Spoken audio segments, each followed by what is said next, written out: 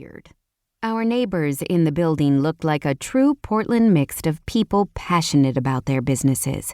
A gym, a seamstress specializing in bespoke and repurposed clothing, a woodworking shop that made custom furniture and, when their door was open, made the hallway smell faintly of pine dust. But most importantly, a video game development company named the Grumpy Sasquatch Studio was next door to the roastery.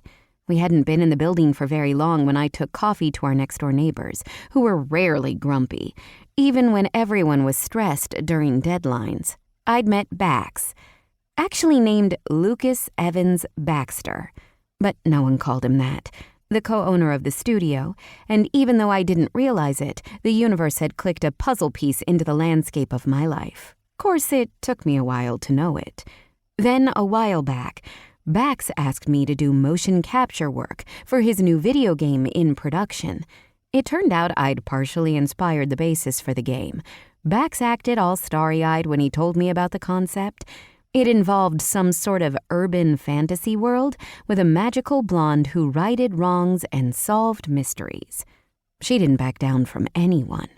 I couldn't say no, even though I'd been tempted because I'm busy working on world coffee domination. So, after a brief negotiation, I'd started dressing up in motion capture gear a few afternoons a week.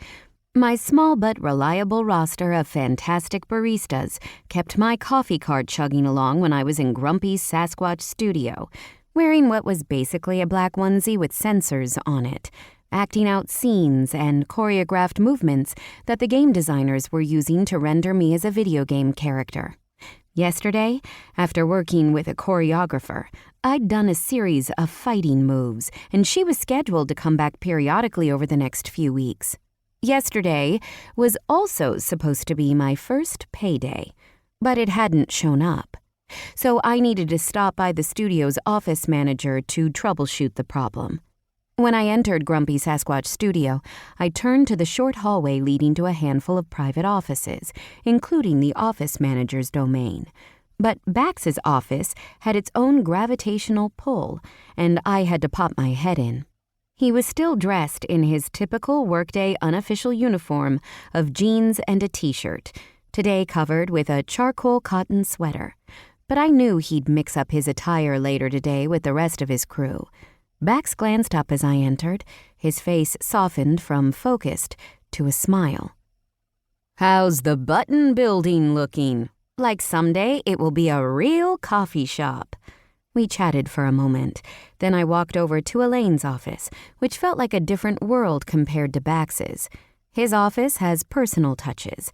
A photo of his son on his desk, framed video game posters on the calm green walls, and a couch under the window. Elaine's office is all business.